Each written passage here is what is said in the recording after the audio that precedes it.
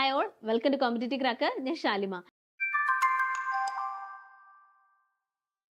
അപ്പോൾ നമ്മുടെ police driver എക്സാമിന് വേണ്ടി എല്ലാവരും വളരെ നല്ല രീതിയിൽ പ്രിപ്പയർ ചെയ്തുകൊണ്ടിരിക്കുകയായിരിക്കും അല്ലേ. നമുക്ക് എപ്പോഴും ഒരു എക്സാമിന് പ്രിപ്പയർ ചെയ്യുമ്പോൾ നമ്മൾ എപ്പോഴും എന്ത് മനസ്സിലാക്കണം, അതിന്റെ സിലബസ് മനസ്സിലാക്കണം. സിലബസ് മനസ്സിലാക്കി മാർക്ക് ഡിസ്ട്രിബ്യൂഷൻ ഒക്കെ മനസ്സിലാക്കി പഠിക്കണം അല്ലേ. അതുപോലെ തന്നെ നമ്മൾ പ്രീവിയസ് ഇയർ ക്വസ്റ്റ്യൻ എപ്പോഴും എടുത്ത് നോക്കണം. അപ്പോൾ ഏത് ഏരിയയിൽ നിന്നാണ് കൂടുതൽ ക്വസ്റ്റ്യൻസ് വന്നിരിക്കുന്നത്, ഏത് ഏരിയയാണ് നമ്മൾ കൂടുതൽ ഫോക്കസ് ചെയ്യേണ്ടതെന്നൊക്കെ മനസ്സിലാക്കി വേണം നമ്മൾ എപ്പോഴും എന്താണ് ഒരു എക്സാമിന് പ്രിപ്പയർ ചെയ്യാൻ. ഓക്കെ, ഇന്നത്തെ ഈ ക്ലാസ്സിൽ ഞാൻ വന്നിരിക്കുന്നത് കുറച്ച് ക്വസ്റ്റ്യൻസ്, എക്കണോമിക്സ് ക്വസ്റ്റ്യൻസ് നിങ്ങളുമായിട്ട് ഡിസ്കസ് ചെയ്യാൻ വേണ്ടിയിട്ടാണ്. നമുക്ക് നോക്കാം ഏതൊക്കെയാണ് ആ ഒരു ക്വസ്റ്റ്യൻസ് എന്ന്. പ്രീവിയസ് ഇയർ ചോദിച്ച ക്വസ്റ്റ്യൻസ് ആണ്. അപ്പൊ നമുക്കൊന്ന് നോക്കാം. ഓക്കെ, ഇത് നോക്ക്. നീതി ആയോഗിന്റെ ചീഫ് എക്സിക്യൂട്ടീവ് ഓഫീസർ ആരാണ്? നീതി ആയോഗ് നമ്മുടെ എക്സാമിനൊക്കെ PSC എക്സാമുകൾക്ക് വളരെ ഇമ്പോർട്ടന്റ് ആയ ഒരു പോർഷൻ തന്നെയാണ് നീതി ആയോഗ്.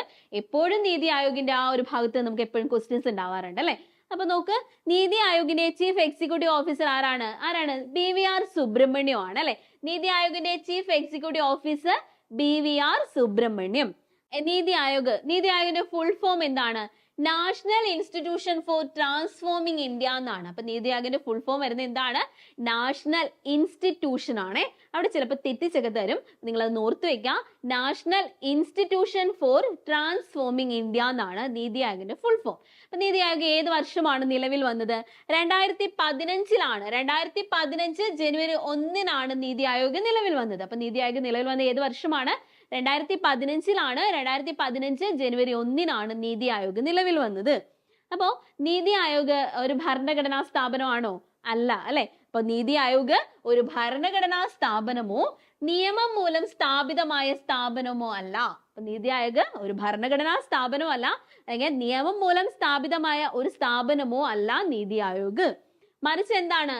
ഇന്ത്യ ഗവൺമെന്റിന്റെ ഒരു എക്സിക്യൂട്ടീവ് റെസൊല്യൂഷൻ വഴി സ്ഥാപിതമായതാണ്. അപ്പൊ നീതി ആയോഗ് ഒരു ഭരണഘടനാ സ്ഥാപനമല്ല, നിയമം മൂലം സ്ഥാപിതമായ ഒരു സ്ഥാപനമല്ല. പകരം എന്താണ്? ഇന്ത്യ ഗവൺമെന്റിന്റെ ഒരു എക്സിക്യൂട്ടീവ് റെസൊല്യൂഷൻ വഴി സ്ഥാപിതമായതാണ് നമ്മുടെ നീതി ആയോഗ്.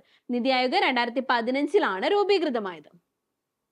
അപ്പോ നീതി ആയോഗിന്റെ ചെയർമാൻ ആരാണ്? ചെയർപേഴ്സൺ പറയുമ്പോൾ നീതി ആയോഗിന്റെ ചെയർപേഴ്സൺ പ്രധാനമന്ത്രിയാണ് അല്ലെ. ഇപ്പോൾ ആരാണ് നീതി ആയോഗിന്റെ ചെയർപേഴ്സൺ? നമ്മുടെ നരേന്ദ്രമോദിയാണ്. നീതി ആയോഗിന്റെ ചെയർപേഴ്സൺ ആരാണ്? പ്രധാനമന്ത്രി.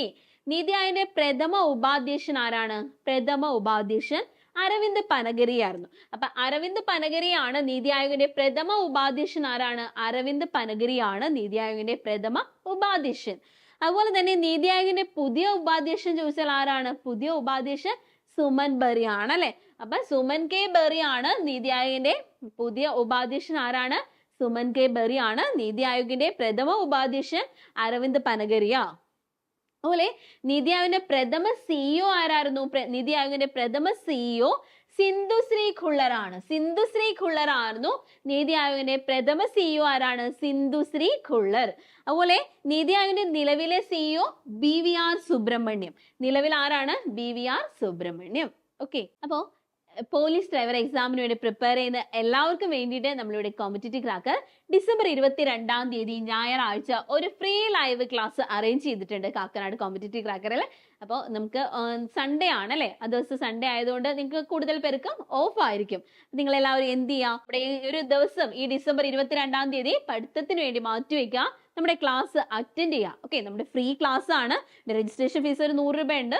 എന്നാലും നമ്മുടെ ആ ഒരു ദിവസത്തെ ക്ലാസ് ഫ്രീ ഓഫ്ലൈൻ ക്ലാസ് ആണ്. അപ്പൊ നിങ്ങൾക്ക് ആ ഒരു ക്ലാസ് അറ്റൻഡ് ചെയ്യുമ്പോൾ നിങ്ങൾക്ക് ഒരു കാര്യം മനസ്സിലാവും, ഏത് രീതിയിൽ പഠിക്കണമെന്ന് മനസ്സിലാവും, ഏത് രീതിയിലുള്ള ക്വസ്റ്റ്യൻസ് ആണ് നമ്മൾ പ്രെഡിക്റ്റ് ചെയ്യേണ്ടതെന്ന് നിങ്ങൾക്ക് മനസ്സിലാവും. ഓക്കെ, അപ്പൊ അത് നമ്മൾ മനസ്സിലാക്കിയാൽ തന്നെ നമുക്ക് എന്ത് ചെയ്യാൻ പറ്റും? ഒരു എക്സാമിന് വേണ്ടി നല്ല രീതിയിൽ പ്രിപ്പയർ ചെയ്യാൻ പറ്റും അല്ലെ. നിങ്ങൾ എല്ലാവരും എന്ത് ചെയ്യുക, ആ ഒരു ദിവസം ഡിസംബർ 22 ഫ്രീ ലൈവ് ക്ലാസ്സിൽ അറ്റൻഡ് ചെയ്യുക. ഓക്കെ, ഓഫ്ലൈൻ ക്ലാസ് ആണ്. നിങ്ങൾക്ക് മാക്സിമം വരാൻ പറ്റുന്ന എല്ലാവരും തന്നെ നമ്മുടെ ഈ ക്ലാസ്സിൽ ജോയിൻ ചെയ്യുക. ഓക്കെ, അപ്പൊ ജോയിൻ ചെയ്യാൻ വേണ്ടിയിട്ട് എന്ത് ചെയ്യുക? 8590202323 എന്ന നമ്പറിൽ കോൺടാക്ട് ചെയ്യുക, അല്ലെങ്കിൽ 8089200474 എന്ന നമ്പറിൽ കോൺടാക്ട് ചെയ്യുക. ഓക്കെ, അപ്പൊ എല്ലാവരും തന്നെ ആദ്യം രജിസ്റ്റർ ചെയ്യണം. രജിസ്റ്റർ ചെയ്താൽ മാത്രമേ നമുക്ക് എന്ത് ചെയ്യാൻ പറ്റുള്ളൂ? നമ്മുടെ ക്ലാസ് ജോയിൻ ചെയ്യാൻ പറ്റുള്ളൂ. ഓക്കെ, അപ്പൊ അടുത്ത ക്വസ്റ്റ്യൻ നമുക്ക് നോക്കാം. അടുത്ത ക്വസ്റ്റ്യൻ എന്താണ്? നവംബർ മുതൽ മാർച്ച് വരെയുള്ള ഇന്ത്യയിലെ കാർഷിക കാലാവസ്ഥ ഏതെന്നാണ് ക്വസ്റ്റ്യൻ. നവംബർ മുതൽ മാർച്ച് വരെയുള്ള ഇന്ത്യയിലെ കാർഷിക കാലാവസ്ഥ. അത് നമുക്ക് ജോഗ്രഫിയുമായിട്ട് ബന്ധപ്പെട്ട് ചോദിക്കാറുണ്ട്, എക്കണോമിക്സുമായിട്ട് ബന്ധപ്പെട്ട് ചോദിക്കാറുണ്ട് അല്ലെ. അപ്പൊ അതിൽ എന്താണ് വരുന്നത്? കാർഷിക കാലാവസ്ഥ അതിൽ നമ്മുടെ വിളകളെ കുറിച്ച് വരും. നമ്മുടെ വിളകള് റാബി വിള, സൈദ് വിള, അതുപോലെ ഖാരിഫ് വിള. അതിൽ നിന്നൊക്കെ എപ്പോഴും ക്വസ്റ്റ്യൻസ് ഉണ്ടാവാറുണ്ട്. ഇപ്പോൾ PSC ആയിട്ട് ബന്ധപ്പെട്ട് നോക്കുവാണെങ്കിൽ മിക്ക PSC എക്സാമിനും ഈ ഒരു ഭാഗത്ത് നിന്ന് ക്വസ്റ്റ്യൻസ് വരാറുണ്ട്. നവംബർ മുതൽ മാർച്ച് വരെയുള്ള ഇന്ത്യയിലെ കാർഷിക കാലാവസ്ഥ ഏത് കാലാവസ്ഥയാണ്? ഏതാണ്? നവംബർ മുതൽ മാർച്ച് വരെയാണെങ്കിൽ ആദ്യം നമുക്ക് ഇതൊന്ന് നോക്കാം. അപ്പൊ കാർഷിക കാലങ്ങൾ പറയുവാണെങ്കിൽ ഖാരിഫ് ഉണ്ട്, റാബി ഉണ്ട്, സെയ്ദ് ഉണ്ട് അല്ലെ. അപ്പൊ നമ്മുടെ കാർഷിക കാലങ്ങൾ ഖാരിഫ്, റാബി, സെയ്ദ് ഇങ്ങനെ നമ്മൾ ഡിവൈഡ് ചെയ്തിട്ടുണ്ട്. അതിലെ ഖാരിഫിന്റെ വിളയിറക്കൽ കാലവും വിളവെടുപ്പ് കാലവും പറയും. അപ്പൊ ഖാരിഫ് വിളയിറക്കുന്നത് എന്നാണ്? ജൂൺ മാസത്തിലാണ്. ജൂൺ മാസം പറയുമ്പോൾ നമുക്കറിയാം മൺസൂണിന്റെ ആരംഭമാണ് അല്ലെ ജൂൺ. ഇപ്പോൾ നമുക്ക് കേരളത്തിൽ ഏറ്റവും കൂടുതൽ മഴ ലഭിക്കുന്നത് നമുക്ക് ഏത് മാസം എന്നൊക്കെ അറിയാം, നമ്മുടെ തെക്ക് പടിഞ്ഞാറൻ മൺസൂണിന്റെ സമയത്താണ്. അപ്പൊ ജൂൺ മുതൽ സെപ്റ്റംബർ വരെയുള്ള ആ ഒരു സമയമാണ്. അപ്പോ നമ്മുടെ ഖാരിഫ് വിളയിറക്കുന്നത് ജൂണിലാണ്. എന്ന് വെച്ചാൽ മൺസൂണിന്റെ ആരംഭകാലത്താണ് ഖാരിഫിന്റെ വിളയിറക്കൽ. അപ്പൊ ഖാരിഫ് വിളവെടുപ്പ് നടത്തുന്നത് നവംബർ ആദ്യവാരമാണ്. നവംബർ ആദ്യവാരം പറയുമ്പോൾ മൺസൂണിന്റെ അവസാനമാണ് ഈ നവംബർ ആദ്യവാരം. അപ്പൊ പ്രധാന ഖാരിഫ് വിളകൾ ഏതൊക്കെയാണ്? നെല്ല്, ചോളം, പരുത്തി, പിന്നെ ഏതാണ്? തിനവിളകളുണ്ട് അല്ലെ. പിന്നെ ചണം, കരിമ്പ്, നിലക്കടല. അപ്പൊ പ്രധാന ഖാരിഫ് വിളകള് നെല്ല്, ചോളം, പരുത്തി, തിനവിളകൾ, ചണം, കരിമ്പ്, നിലക്കടല. ഇതൊക്കെയാണ് നമ്മുടെ പ്രധാന ഖാരിഫ് വിളകൾ. അത് നിങ്ങൾ പ്രധാനമായിട്ടും നെല്ല് പഠിച്ചു വെക്കണേ. നെല്ല് ഒരു ഖാരിഫ് വിളയാണെന്ന് ഓർത്തു വെക്കുക. പിന്നെ വരുന്നത് നമ്മുടെ റാബിയാണ് അല്ലെ. നവംബർ മധ്യത്തിലാണ് റാബിയുടെ വിളയിറക്കല്. നവംബർ മധ്യം പറയുമ്പോൾ ശൈത്യകാല ആരംഭമാണ്. നവംബർ മധ്യം ശൈത്യകാല ആരംഭമാണ്. നവംബർ മധ്യത്തില് വിളയിറക്കിയിട്ട് വിളവെടുപ്പ് എപ്പോഴാണ്? മാർച്ച് മാസത്തിലാണ് ഇതിന്റെ വിളവെടുപ്പ്. എന്ന് വെച്ചാൽ മാർച്ച് വരുമ്പോൾ നമുക്കറിയാം അല്ലെ, വേനലാണ്, വേനലിന്റെ ആരംഭമാണ്. അപ്പൊ പ്രധാന റാബി വിളകൾ ഏതൊക്കെയാണ്? ഗോതമ്പ്, പുകയില. ഗോതമ്പ് എന്താണ്? റാബിയാണ്. അപ്പൊ നെല്ല് ഖാരിഫ് ആണെങ്കിൽ ഗോതമ്പ് റാബിയാണ്. ഗോതമ്പ്, പുകയില, കടുക്, പിന്നെ ഏതാണ്? പയർ വർഗ്ഗങ്ങൾ.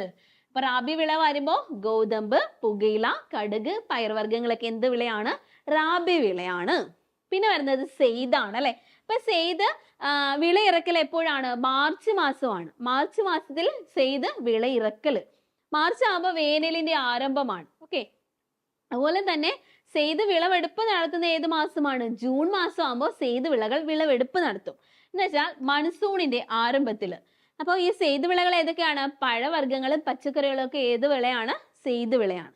അപ്പൊ നോക്ക്, നമ്മുടെ ക്വസ്റ്റ്യൻ ഏതായിരുന്നു? നവംബർ മുതൽ മാർച്ച് വരെയുള്ള ഇന്ത്യയിലെ കാർഷിക കാലാവസ്ഥ ഏതെന്നാണ് ക്വസ്റ്റ്യൻ. അപ്പൊ നമുക്കറിയാം ഏതാണ്? നമ്മുടെ റാബിയാണ്. ഓക്കെ. അടുത്ത ക്വസ്റ്റ്യൻ, പുറംപണി എന്ന് വെച്ചാൽ ഔട്ട്സോഴ്സിങ്ങുമായി ബന്ധമില്ലാത്തത് ഏതെന്നാണ് ക്വസ്റ്റ്യൻ. അപ്പോ നമ്മുടെ പുത്തൻ സാമ്പത്തിക പരിഷ്കാരവുമായി ബന്ധപ്പെട്ട ഒരു ക്വസ്റ്റ്യൻ ആണിത്. അപ്പൊ പുറംപണി, ഔട്ട്സോഴ്സിങ്ങുമായി ബന്ധമില്ലാത്തത് ഏത്? ഫസ്റ്റ് സ്റ്റേറ്റ്മെന്റ് 1991 സാമ്പത്തിക പരിഷ്കാരങ്ങൾ. 2 സേവന മേഖല. 3 ആഗോളവൽക്കരണം. 4 ഏതാണ്? ഭൂപരിഷ്കരണം. അപ്പൊ നമുക്കിത് അത്യാവശ്യം അറിയാം അല്ലെ. അപ്പോ ഇതുമായിട്ട് ബന്ധമില്ലാത്തത് വരുമ്പോ ഔട്ട്സോഴ്സിങ്, പുറംപണിയുമായിട്ട് ബന്ധമില്ലാത്തത് വരുന്നത് ഏതാണ്? ഈ ഭൂപരിഷ്കരണം മാത്രമാണ്. അപ്പൊ ഓപ്ഷൻ ഡി ആണ്. 4 മാത്രമാണ് ബന്ധമില്ലാത്തത്. അതായത് ബന്ധപ്പെട്ടതാണ് 1991 സാമ്പത്തിക പരിഷ്കാരങ്ങൾ, പുത്തൻ സാമ്പത്തിക പരിഷ്കാരങ്ങൾ. അതിൽ എന്തൊക്കെ വരുന്നുണ്ട്? LPG വരുന്നുണ്ട് അല്ലെ. LPG എന്ന് വെച്ചാൽ ലിബറലൈസേഷൻ, പ്രൈവറ്റൈസേഷൻ, ഗ്ലോബലൈസേഷൻ. ഇതൊക്കെ ഏതുമായിട്ട് ബന്ധപ്പെട്ടിരിക്കുന്നു? ഈ പുത്തൻ സാമ്പത്തിക പരിഷ്കാരവുമായിട്ട് ബന്ധപ്പെട്ടിരിക്കുന്നു. അപ്പോൾ 1991 ഈ പുത്തൻ സാമ്പത്തിക പരിഷ്കാരം നടപ്പിലാക്കിയ സമയത്ത് നമ്മുടെ പ്രധാനമന്ത്രി ആരായിരുന്നു? പ്രധാനമന്ത്രി നരസിംഹറാവു ആയിരുന്നു പ്രധാനമന്ത്രി. അപ്പൊ നമ്മുടെ ധനകാര്യമന്ത്രി ആരായിരുന്നു? മൻമോഹൻ സിംഗ് ആണ്. ഓക്കെ. അപ്പൊ അത് ഓർത്തു വയ്ക്കുക. നരസിംഹറാവു ആയിരുന്നു പ്രധാനമന്ത്രി. നമ്മുടെ ധനകാര്യമന്ത്രി മൻമോഹൻ സിംഗ് ആണ്. 1991 പുതിയ സാമ്പത്തിക പരിഷ്കാരവുമായി ബന്ധപ്പെട്ടതാണ് LPG. അപ്പോൾ ഉദാരവൽക്കരണം, സ്വകാര്യവൽക്കരണം, ആഗോളവൽക്കരണം. Okay. LPG, liberalisation, privatisation, globalisation. അപ്പൊ 1991 സാമ്പത്തിക പരിഷ്കാരങ്ങളുമായി ബന്ധപ്പെട്ടതാണ് ഈ പുറംപണി അല്ലെ. പിന്നെ സേവന മേഖല, പിന്നെ ആഗോളവൽക്കരണം. ഇതിലില്ലാത്തത് പറയുമ്പോൾ നമ്മുടെ ഭൂപരിഷ്കരണം മാത്രമാണ്. അപ്പൊ ഓപ്ഷൻ ഡി മാത്രമാണ് ഇതുമായിട്ട് ബന്ധമില്ലാത്തത്. ഓക്കെ. അടുത്തത്, ഇന്ത്യയുടെ ധാതു കലവറ എന്നറിയപ്പെടുന്ന പ്രദേശം ഏതാണ്? ഇന്ത്യയുടെ ധാതു കലവറ എന്നറിയപ്പെടുന്ന പ്രദേശം ഏത് ഭാഗമാണ്? ധാതു കലവറ, ഇന്ത്യയുടെ ധാതു കലവറ എന്നറിയപ്പെടുന്നത് ഛോട്ടാ നാഗ്പൂർ ആണ് അല്ലെ. ഛോട്ടാ നാഗ്പൂർ പീഠഭൂമി പ്രദേശമാണ് ഇന്ത്യയുടെ ധാതു കലവറ എന്നറിയപ്പെടുന്നത്. ഓക്കെ. അപ്പോൾ നമ്മൾ ഇന്ത്യയുടെ ഭൂപ്രകൃതി പറയുവാണെങ്കിൽ നമ്മുടെ ഭൂപ്രകൃതി ഉത്തരപർവ്വത മേഖലയുണ്ട് അല്ലെ, പിന്നെ ഉത്തര മഹാസമതലം, ഉപദ്വീപീയ പീഠഭൂമി, തീരപ്രദേശം, ദ്വീപുകൾ എന്നൊക്കെ പറഞ്ഞ് നമ്മൾ നമ്മുടെ ഇന്ത്യൻ ഭൂപ്രകൃതിയെ തിരിച്ചിട്ടുണ്ട്. അതിലെ ഇന്ത്യയുടെ ധാതു കലവറയെ പറയുമ്പോൾ ഛോട്ടാ നാഗ്പൂർ പറയുവാണെങ്കിൽ, ധാന്യ കലവറ പറയുമ്പോൾ ഏതാണ്? ധാന്യ കലവറ ഉത്തര മഹാസമതല പ്രദേശമാണ്. ഉത്തര മഹാസമതലം ഏതാണ്?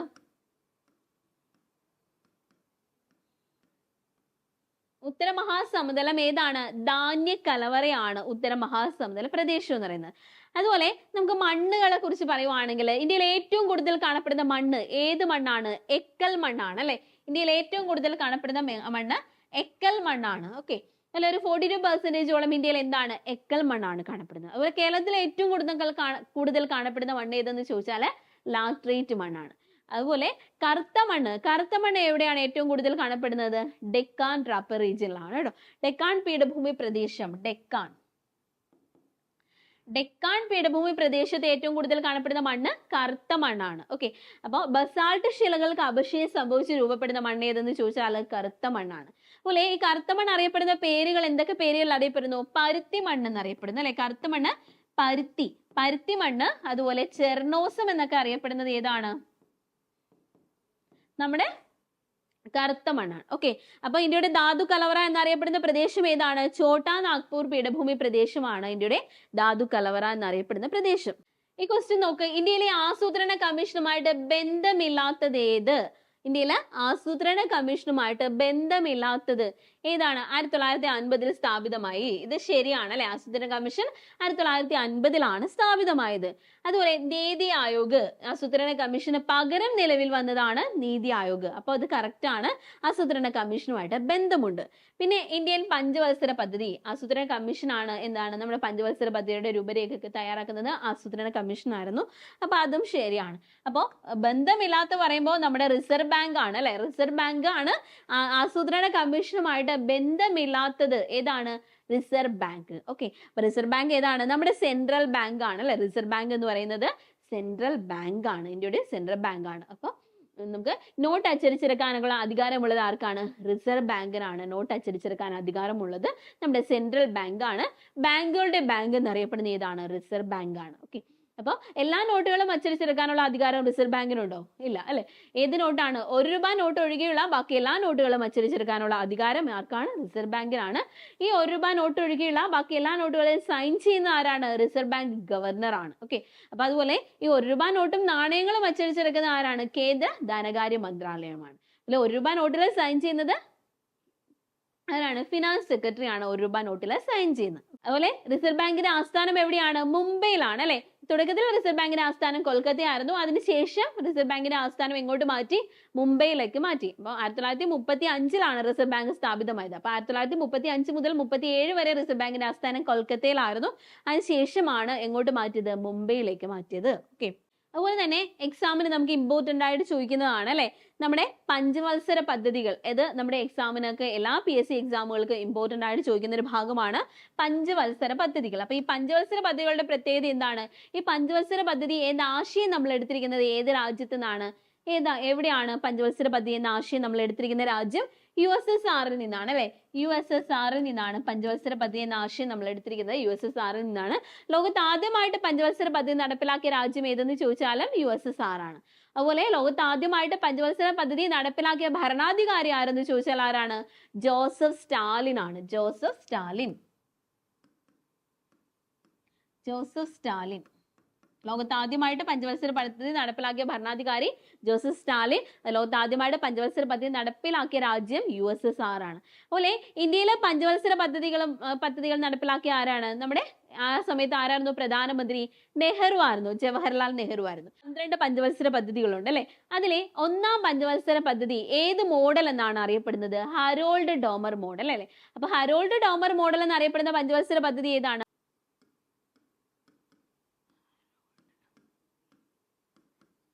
ഹരോൾഡ് ഡോമർ മോഡൽ എന്നറിയപ്പെടുന്ന പഞ്ചവത്സര പദ്ധതി 1-ാം പഞ്ചവത്സര പദ്ധതി ഹരോൾഡ് ഡോമർ മോഡൽ എന്നറിയപ്പെടുന്നു. അതുപോലെ ഈ 1-ാം പഞ്ചവത്സര പദ്ധതിയുടെ നടത്തിപ്പിൽ മേൽനോട്ടം വഹിച്ച മലയാളി ആരെന്ന് ചോദിച്ചാൽ ആരാണ്? KN രാജാണ് അല്ലെ. KN രാജാണ്.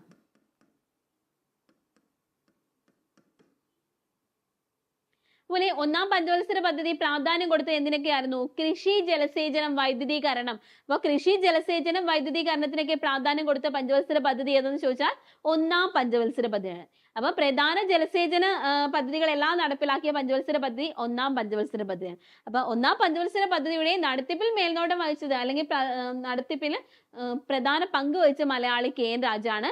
അതുപോലെ തന്നെ ഈ ഒന്നാം പഞ്ചവത്സര പദ്ധതിയുടെ ആമുഖം തയ്യാറാക്കിയത് ആരാണ്?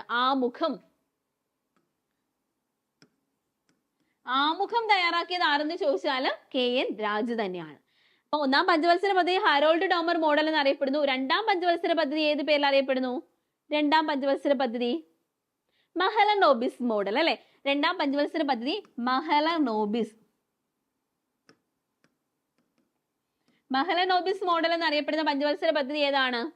രണ്ടാം പഞ്ചവത്സര പദ്ധതിയാണ്. ഓക്കെ, അപ്പോൾ രണ്ടാം പഞ്ചവത്സര പദ്ധതി, ഒന്നാം പഞ്ചവത്സര പദ്ധതി കൃഷിക്ക് ഇമ്പോർട്ടൻസ് കൊടുത്തിരിക്കുന്നു. അതുകൊണ്ട് തന്നെ ഒന്നാം പഞ്ചവത്സര പദ്ധതി കാർഷിക പദ്ധതി എന്നറിയപ്പെടുന്നു. കാർഷിക പദ്ധതി ഏതാണ്? കാർഷിക പദ്ധതി ഒന്നാം പഞ്ചവത്സര പദ്ധതി. രണ്ടാം പഞ്ചവത്സര പദ്ധതി വ്യവസായങ്ങൾക്കാണ് അല്ലെ. ഇരുമ്പുരുക്ക് ശാലകളൊക്കെ ആരംഭിച്ചത് ഏത് പഞ്ചവത്സര പദ്ധതിയുടെ സമയത്താണ്? രണ്ടാം പഞ്ചവത്സര പദ്ധതിയുടെ സമയത്താണ്. അപ്പൊ രണ്ടാം പഞ്ചവത്സര പദ്ധതി വ്യാവസായിക പദ്ധതി എന്നറിയപ്പെടുന്നു. വ്യാവസായിക പദ്ധതി. ഓക്കെ, വ്യാവസായിക പദ്ധതി രണ്ടാം പഞ്ചവത്സര പദ്ധതിയാണ്. പിന്നെ നമുക്കറിയാം ഇന്ദിരാഗാന്ധി ഗരീബി ഹഠാവോ എന്നൊക്കെ ആഹ്വാനം ചെയ്ത പഞ്ചവത്സര പദ്ധതി ഏതാണ്? അഞ്ചാം പഞ്ചവത്സര പദ്ധതിയാണ് അല്ലെ. അഞ്ചാം പഞ്ചവത്സര പദ്ധതിയിലാണ് ഇന്ദിരാഗാന്ധി ദാരിദ്ര്യ നിർമ്മാർജ്ജനത്തിനൊക്കെ വേണ്ടിയിട്ട് ഗരീബി ഹഠാവോ എന്ന് ആഹ്വാനം ചെയ്തത്. അതുപോലെ ഇന്ദിരാഗാന്ധി ദാരിദ്ര്യ നിർമ്മാർജ്ജനത്തിന് വേണ്ടിയിട്ട് 20 ദിന പരിപാടികൾ 1975 20 ദിന പരിപാടികളൊക്കെ നടപ്പിലാക്കിയ പഞ്ചവത്സര പദ്ധതി ഏതെന്ന് ചോദിച്ചാൽ അഞ്ചാം പഞ്ചവത്സര പദ്ധതിയാണ് ദാരിദ്ര്യ നിർമ്മാർജ്ജനത്തിന് വേണ്ടിയിട്ട്. ഓക്കെ, അതുപോലെ ഹരിത വിപ്ലവം തുടങ്ങിയത് ഏത് പഞ്ചവത്സര പദ്ധതിയുടെ സമയത്താണ്? മൂന്നാം പഞ്ചവത്സര പദ്ധതിയുടെ സമയത്താണ് ഇന്ത്യയിൽ എന്ത് സ്റ്റാർട്ട് ചെയ്തത്? ഹരിത വിപ്ലവം ഒക്കെ തുടങ്ങിയത്. ഓക്കെ, ഇപ്പൊ ഹരിത വിപ്ലവത്തിന്റെ പിതാവ് ആരാണ്? ഡോക്ടർ MS സ്വാമിനാഥനാണ് ഇന്ത്യൻ ഹരിത വിപ്ലവത്തിന്റെ പിതാവ്. ലോകത്തിൽ ഹരിത വിപ്ലവത്തിന്റെ പിതാവ് ആരെന്ന് ചോദിച്ചാൽ നോർമൻ ബോർലോഗ് ആണ്. അപ്പൊ അതൊക്കെ ഇമ്പോർട്ടന്റ് ആണ്. അടുത്ത ക്വസ്റ്റ്യൻ, സപ്തഋഷി എന്ന പദം താഴെ തന്നിരിക്കുന്നതിൽ ഏതുമായി ബന്ധപ്പെട്ടിരിക്കുന്നു? സപ്തഋഷി എന്ന പദം ഏതുമായിട്ട് ബന്ധപ്പെട്ടിരിക്കുന്നതാണ് ക്വസ്റ്റ്യൻ. ഏതുമായിട്ടാണ്? നമുക്ക് എല്ലാവർക്കും അറിയാവുന്നതാണ് അല്ലെ. കറണ്ട് അഫയേഴ്സുമായിട്ട് ബന്ധപ്പെട്ട് നമുക്ക് അറിയാവുന്നതാണ്. സപ്തഋഷി എന്ന പദം എന്താണ്? 2023-24 യൂണിയൻ ബഡ്ജറ്റുമായിട്ട് ബന്ധപ്പെട്ടിരിക്കുന്നതാണ് സപ്തഋഷി. അപ്പൊ സപ്തഋഷി എന്ന പദം എന്തുമായിട്ട് ബന്ധപ്പെട്ടിരിക്കുന്നു? 2023-24 യൂണിയൻ ബഡ്ജറ്റുമായിട്ട് ബന്ധപ്പെട്ടിരിക്കുന്നതാണ് സപ്തഋഷി എന്ന പദം. ഓക്കെ, നമ്മളുടെ കോമ്പറ്റേറ്റീവ് ക്രാക്കർ പോലീസ് ഡ്രൈവർ എക്സാമിന് വേണ്ടി പ്രിപ്പയർ ചെയ്യുന്നവർക്ക് വേണ്ടിയിട്ട് ഒരു പുതിയ ബാച്ച് സ്റ്റാർട്ട് ചെയ്തിട്ടുണ്ട്. നമുക്കറിയാം, നമുക്ക് നല്ല രീതിയിൽ സിസ്റ്റമാറ്റിക് ആയിട്ട് പഠിച്ചെങ്കിൽ മാത്രമേ നമുക്ക് ഓരോ എക്സാമുകൾ ക്രാക്ക് ചെയ്യാൻ പറ്റുള്ളൂ അല്ലെ. നമ്മൾ എക്സാം അറ്റൻഡ് ചെയ്ത് റാങ്ക് ലിസ്റ്റിൽ എവിടെയെങ്കിലും ഒന്ന് കിടന്നിട്ടൊന്നും ഒരു കാര്യമില്ല. നല്ല റാങ്ക് വാങ്ങിച്ചെങ്കിൽ മാത്രമേ നമുക്ക് എന്ത് ചെയ്യാൻ പറ്റുള്ളൂ? ജോലി പെട്ടെന്ന് തന്നെ വാങ്ങിക്കാൻ പറ്റുള്ളൂ. അപ്പോൾ നമ്മളിവിടെ ക്ലാസ്സുകളെല്ലാം ആപ്പ് വഴിയാണ് പ്രൊവൈഡ് ചെയ്യുന്നത്. നമ്മുടെ ക്ലാസ്സുകളെല്ലാം ആപ്പിൽ റെക്കോർഡായിട്ട് അവൈലബിൾ ആണ്. അതുപോലെ തന്നെ നമ്മൾ ക്ലാസ്സുകൾക്കെല്ലാം എന്തുണ്ടാവും? PDF നോട്ട്സ് ഉണ്ടാവും. പിന്നെ നിങ്ങൾക്ക് റെക്കോർഡായിട്ട് ആപ്പിൽ ഉള്ളത് കൊണ്ട് നിങ്ങൾക്ക് ഇഷ്ടമുള്ള സമയത്ത് എന്ത് ചെയ്യാൻ പറ്റും? ഈ ക്ലാസ്സുകളൊക്കെ കേൾക്കാവുന്നതാണ്. അതുപോലെ തന്നെ നമ്മൾ നമ്മുടെ ക്ലാസ്സുകളുമായിട്ട് ബന്ധപ്പെട്ട് എക്സ്ട്രാ ലൈവ് ക്ലാസ്സുകൾ പ്രൊവൈഡ് ചെയ്യുന്നുണ്ട്. ഓക്കെ, അപ്പോൾ നിങ്ങൾക്ക് എന്തെങ്കിലും ഡൗട്ട്സ് അങ്ങനെയുള്ള കാര്യങ്ങളൊക്കെ നമുക്ക് അവിടെ ക്ലിയർ ചെയ്യാവുന്നതാണ്. അതുപോലെ തന്നെ നമുക്ക് എപ്പോഴും നമുക്കറിയാം, നമുക്ക് ഓൾറെഡി നോട്ട്സ് ഒക്കെ എവിടെയെങ്കിലും കിട്ടി നമുക്ക് പഠിക്കാൻ പറ്റും അല്ലേ. പക്ഷെ ഏത് രീതിയിൽ പഠിക്കണമെന്ന് നമുക്ക് ഒരു മെന്റർ സപ്പോർട്ടിന് വേണ്ടി ആരുണ്ടാവണം? ഒരു മെന്റർ ഉണ്ടെങ്കിൽ നമുക്ക് സിമ്പിൾ ആയിട്ട് പഠിക്കാൻ പറ്റും. അപ്പോൾ നിങ്ങൾക്ക് എന്തുണ്ടാവും? ഒരു സ്പെഷ്യൽ മെന്റർ ഉണ്ടാവും. പിന്നെ നിങ്ങളുടെ ഡൗട്ടൊക്കെ അവിടെ ക്ലിയർ ചെയ്യാവുന്നതാണ്. അതുപോലെ തന്നെ നമുക്ക് എക്സാം എഴുതി നോക്കിയെങ്കിൽ മാത്രമേ എക്സാം പാറ്റേൺ ഒക്കെ മനസ്സിലാവുള്ളൂ. അപ്പോൾ നിങ്ങളെ കൊണ്ട് കൂടുതൽ എക്സാമുകൾ എഴുതിപ്പിക്കും. അതുപോലെ പ്രീവിയസ് ഇയർ ക്വസ്റ്റ്യൻ ഒക്കെ നിങ്ങളെ കൊണ്ട് വർക്കൗട്ട് ചെയ്ത് നോക്കിപ്പിക്കും. പിന്നെ നമുക്ക് എന്ത് ചെയ്യാം? എക്സ്ട്രാ ലൈവ് ക്ലാസ്സുകളുണ്ട്. പിന്നെ ഇതിൻ്റെ എല്ലാം PDF നോട്ട്സ് ഉണ്ട്. അപ്പോൾ ടൈം ടേബിൾ ബേസ്ഡ് ആയിരിക്കും നമ്മുടെ റിവിഷനുകളുണ്ടാവും. നമ്മൾ ഓരോ വീക്കും പഠിക്കുന്ന കാര്യങ്ങൾ നമുക്കറിയാം. റിവിഷൻ ചെയ്ത് നോക്കിയെങ്കിൽ മാത്രമേ നമുക്ക് എന്ത് ചെയ്യാൻ പറ്റുള്ളൂ? ആ പഠിച്ച കാര്യങ്ങൾ തറാവുള്ളൂ അല്ലേ. അപ്പോൾ നിങ്ങൾക്ക് ടോപ്പിക് വൈസ് റിവിഷൻ ഉണ്ടാവും. അതുപോലെ വീക്കിലി എക്സാമുകൾ ഉണ്ടാവും. പഠിച്ച കാര്യങ്ങൾ എത്രത്തോളം നിങ്ങൾക്ക് ഓർമ്മയുണ്ടെന്നൊക്കെ മനസ്സിലാക്കാൻ വേണ്ടി നമ്മൾ എക്സാമുകളൊക്കെ നടത്തുന്നുണ്ട്. നിങ്ങൾ എല്ലാവരും എന്ത് ചെയ്യാം? നമ്മുടെ കോഴ്സിൽ ജോയിൻ ചെയ്യാം. നിങ്ങൾ ഓൾറെഡി നമ്മുടെ കോഴ്സിൽ ജോയിൻ ചെയ്തവരാണെങ്കിൽ നിങ്ങളുടെ ഫ്രണ്ട്സിന് ഇത് സജസ്റ്റ് ചെയ്ത് കൊടുക്കുക. ഓക്കെ, അപ്പോൾ കോഴ്സിൽ ജോയിൻ ചെയ്യാൻ വേണ്ടിയിട്ട് 8089200474 എന്ന നമ്പറിൽ കോൺടാക്ട് ചെയ്യുക. ഒരു പ്രാവശ്യം കൂടി പറയാം, 8089200474 എന്ന നമ്പറിൽ കോൺടാക്ട് ചെയ്യുക.